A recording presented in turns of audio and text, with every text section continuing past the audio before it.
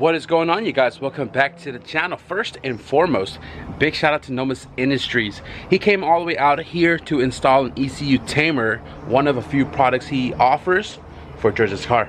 Now George is on a chipped ECU, which is like your typical 28 pin connector, and you run Prum or Ecu or HTS. And what the Ecu Tamer is a board that you adapt to that pin, and it allows you to live data log using Prum, or I believe it's HTS in this case, and it's cost effective. It doesn't give you the full features like S300 does, but it allows you to be on the budget side of things and still be able to live data log. Like if my tuner was to remote in from Hawaii, he can get into the ECU, street tune the car here on the roads of California. If you guys already don't know, Nomis Industries information is in the description below. If you guys are looking for cop mini kits or Bluetooth boards, or in this case ECU Tamers, be sure to hit him up, let him know I sent you. He does distribute to all the Northern California folks. And let me give you guys a quick little look on what the ECU Tamer looks like. So right here, the ECU Tamer, it is kind of upside down right now, but you can see right there, ECU Tamer, it goes into the slot that the 28 pin chrome chip goes into. And then it has this cable right here that drives itself all the way to this guy, which allows you to connect like a USB cable too. And then like S300, it has an ECU USB right here, and then this goes into the computer to live data log. I'm not 100% sure what that is. That's also the data logging pins right there. You can get a little board that is Bluetooth to eliminate this guy right here, but in this case we don't have that, and this right here is going to work perfectly fine when we get this car to street tuning. So if you guys haven't seen the last video, I did a turbo kit install and I kept it very brief. I didn't want to show you guys a ton of like fabrication and stuff like that, because every car is going to vary differently. And here we have my buddy George's car, is an EG hatch. Quick little brief description of the car here. It's a poor man's Type R, and it has a very budgeted eBay turbo kit. Now the car turns on, the car runs, and again, shout out to Nomis for putting a map into that, because he didn't have Ecu on his computer, so he couldn't extract the file from the Ecu chip to convert it over to HTS file. But he built a base map, got this car up and going this morning, and now we can further make progress on this car. On today's agenda, we're supposed to build an exhaust system, which I was going to use some, you know, old recycled material. This right here came off of Paco's car. Paco went up pipe. I used the front half of it, but I have the back half that goes over to LCA. And he does have a muffler in his truck, but it's not the right size. So today's goal was to build the midsection of his exhaust. So this is the back half where the tank sits. This right here goes to the downpipe, and then in between I was going to add a 3-inch resonator to keep it really nice and quiet. And then we scratched that whole idea because the homie Joaquin was like, yo, I got a full 3-inch front wheel drive turbo EG exhaust system. And that guy is right here on the floor. You can see it is full 3-inch. It has vibrant bottleneck resonator. It goes all the way to the LCA, and we have a vibrant street power muffler. But that's what we're going to be installing on the car today. I did jack up the car. I did take out the back wheel because I have to drop the LCA, given that that exhaust system is one piece. And then we're going to button up a few little odds and ends with the car, probably make the dump tube. I am going to change the charge pipe style because I don't like how it's all firm sitting right here, and the fact that it's sitting on the frame rail right there. So big shout out to Steven, because Steven came through with this guy with a blowout valve that we're probably gonna have to rebuild the passenger side charge pipe to accommodate this new setup. I like to talk a lot. I talk too much, I know this, but let's get down to work. The only thing I'm worried about is that this guy has a sway bar. And if you guys remember the sway bar, shout out to Chad if you still watch. This was on Chad's EG, and I gave it to him because I don't have an EG. And I'll tell you what, this car is like a go-kart.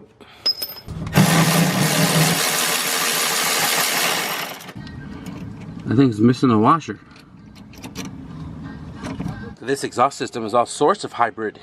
You got 2 1/4, and then it goes back to the stock piping, whatever that is, 1 7/8 or whatever. But I gotta remove this guy because it's just in the way. So hangers right there, and then there's one on the other side. Man, what on earth is going on right here? Hanging on for dear life. Look at that. Well, since this rubber hanger is already messed up, ooh, dangerous. Not really.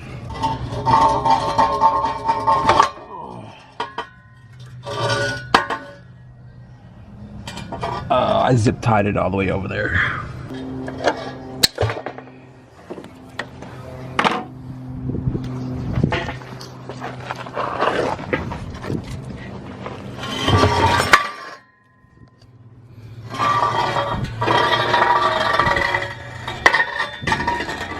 Oh, Larry.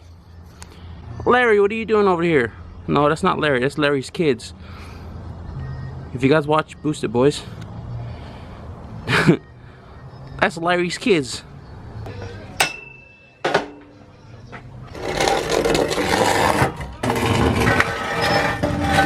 Okay guys, so this was a little complicated given that it's one piece, but we have the two hangers in the middle on. Now, first issue, this guy right here hangs too low. Easiest way to fix that is to add a hanger right here so that it could, you know, go up higher, right? But not my main concern. My main concern is the sway bar. If you can see, the sway bar sits under the exhaust. It is about 2 inches away from its mounting point, and this is welded where the exhaust is more towards the passenger side, and it is way off of the exhaust hole. I don't know if you guys can see that, right?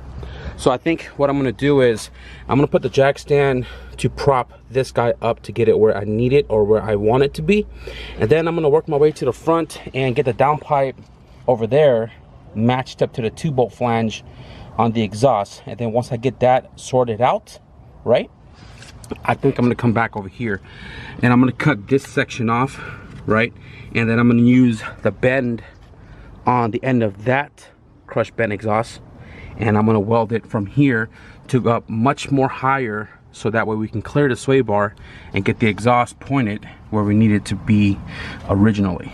So I got the downpipe taken off, and you can see right here where I transitioned 2.5 to 3. Shout out to Kel for this piece. This piece allows you to transition from 3 to 2.5 or 2.5 to 3. In this case, 2.5 downpipe to a 3-inch exhaust. I marked it right there. That's where I'm gonna cut. I'm gonna put this downpipe back up with like 3 bolts, and then I'm gonna measure the distance from this guy to the flange, and then I'm gonna cut it over here. This is the front half of the K-swap exhaust system, and it has a 2-bolt flange that I need. So I'm gonna measure, cut this guy, hopefully it lines up, and then we can weld it and butt them up together.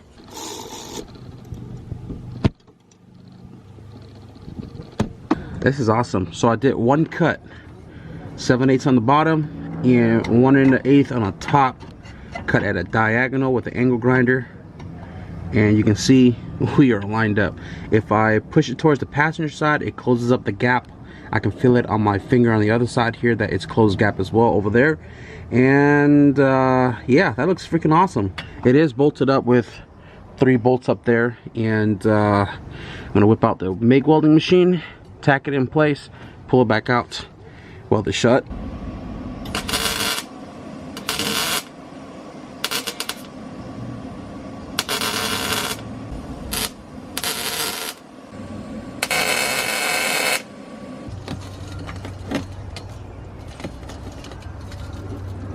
That's what you call a shorty.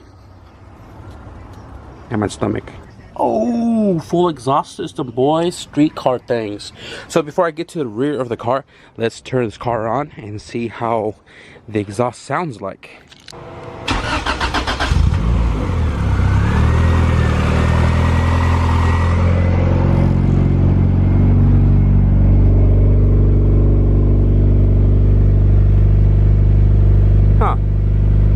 It's pretty deep for sure. Now, because there's a bunch of other things that I need to do that I want to share in this video, I don't want to spend too much time trying to show you guys modifying an exhaust that already fitted. like I said, we have the sway bar, want to keep it, and I'm going to modify the current exhaust system to fit the sway bar. So right now you guys can see I split this right here and I shifted it over. I bent this rod with the pry bar to get it to shift that way. We are really close to where the exhaust should be sitting, and it looks like it'll clear the sway bar once I cut this section off. And then I'm going to use this guy, which I already cut off the other one, to go over the LCA straight to the box. Hopefully clears the sway and we can button up the exhaust system. So I'm just going to go ahead and just finagle this real quick, and then you know, get it all buttoned up, and we'll move on to the engine bay side of things. I'm just going to go ahead and knock this out. All right guys, so I got most of my stuff put away, getting myself ready for the next task.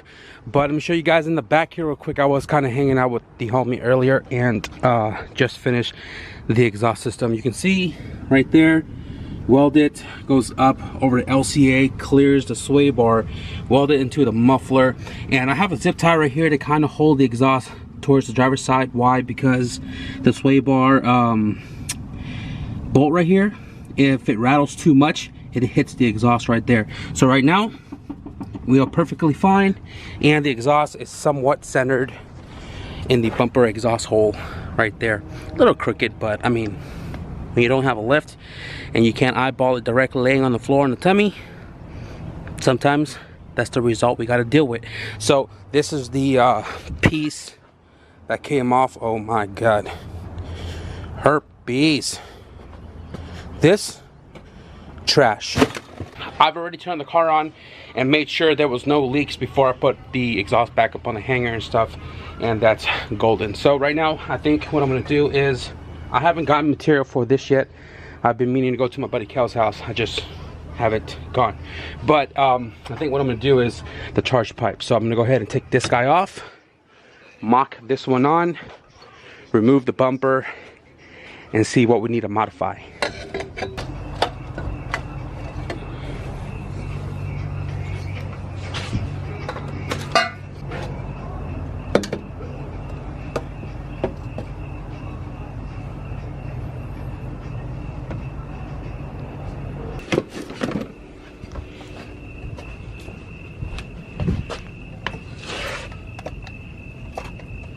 Alright guys, so this piece right here, this piece originally came off the intercooler right there, and then it goes up the hole right there that went to the charge pipe that went this way.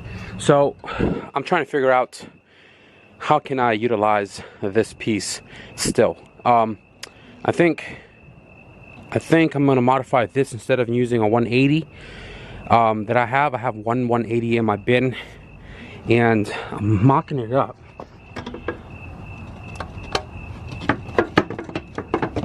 Right, this guy is kissing each other, no homo. But if I cut it right here and put a 90 right there, I think we could still utilize this piping. This is a light coat of black. I can just wire wheel it down, clean it up, and I should be able to weld that. But I think that's what I'm gonna do. So I'm gonna go through my bin and see if I can find a 90. If not, pie cuts. You guys know the deal. So let's see what we got. I would use this right here, this U, but it's steel.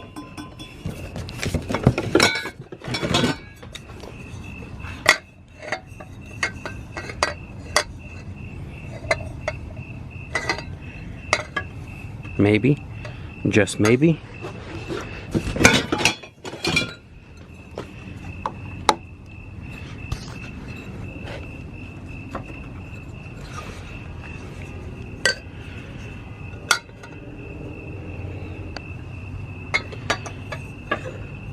Just maybe. All right, so I got everything all trimmed, everything all sort of somewhat cleaned, and look at this. This goes there. That goes here, and we are connected right there. So what I'm going to do is I'm going to fire up my TIG machine right now. I'm going to tack all this in place, put it back on, test fit the bumper, and if it looks good, we will weld everything. If it doesn't, more minor adjustment, and we'll get there eventually.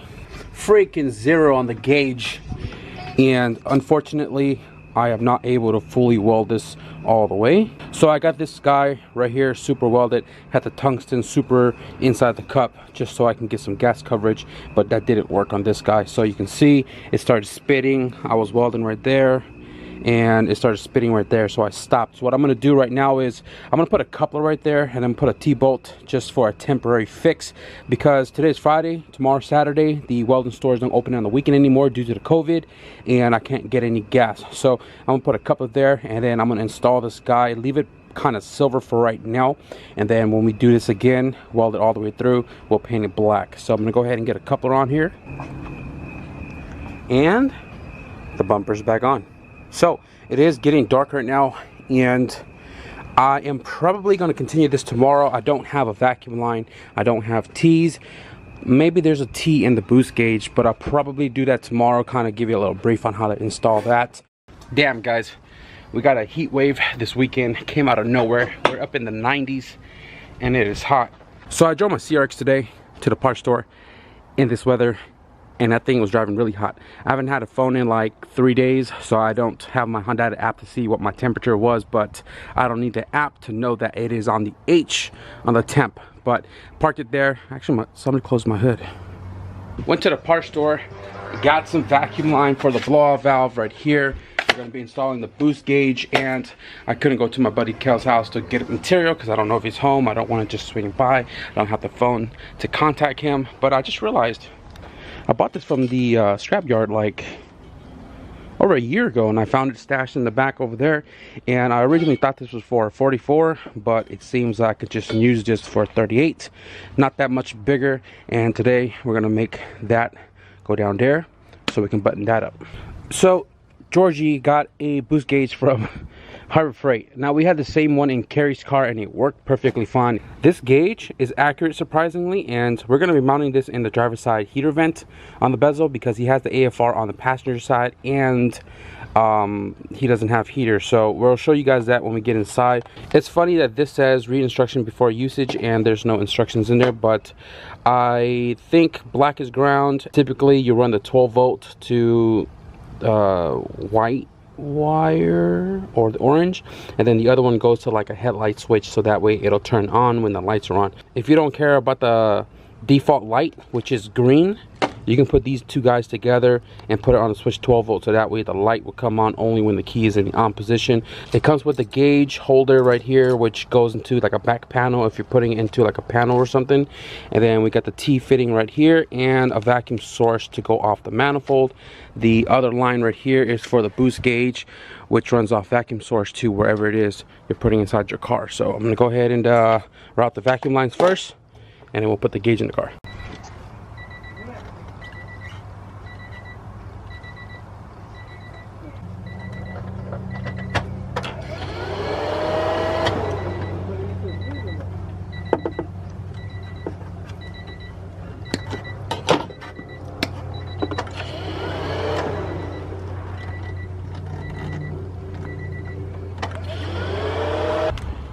So L Georgie over here is doing the wiring for the boost gauge, which sits right there. And I just ran all of the lines for the blow-off valve and for the boost gauge. On this manifold, it normally has like a port right here, but it's not there, it's actually blocked off.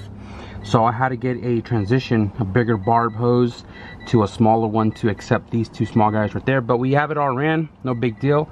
And he has a catch can right there that goes to the block, but this guy is now wide open. So either we tuck this away or we take this off and put a filter on it.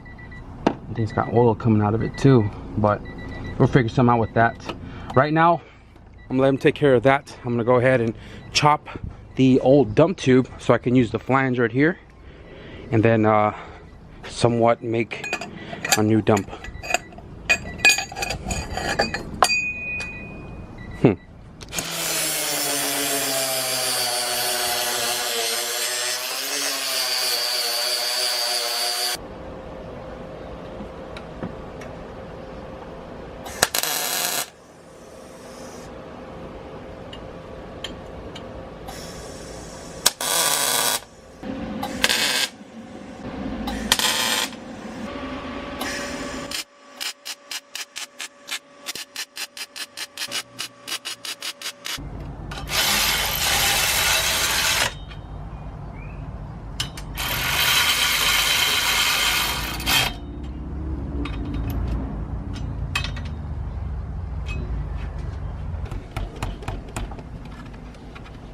That'll work.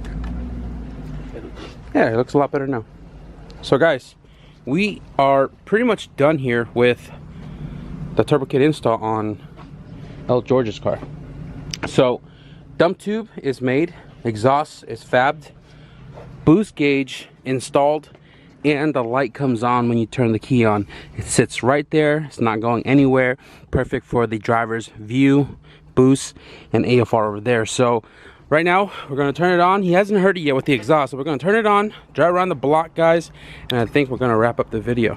This guy's going to hear it for the first time with the full exhaust system and a turbo kit. Oh, my fault. You always want to remove your battery negative post when you're welding on the car. That's why it's off.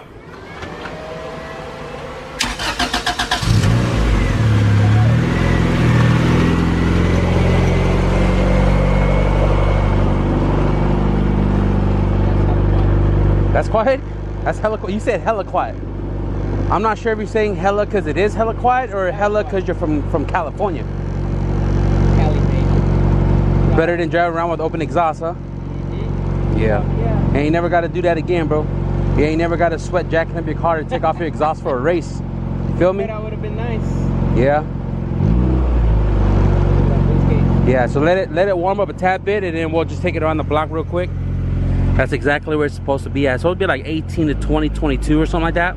But that's normal, so you're golden there. So when your lip hits the driveway, your car's too low, bro. Not about that life no more, man. Drag stance.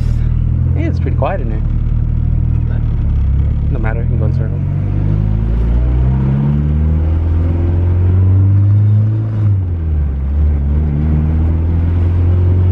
It sounds good.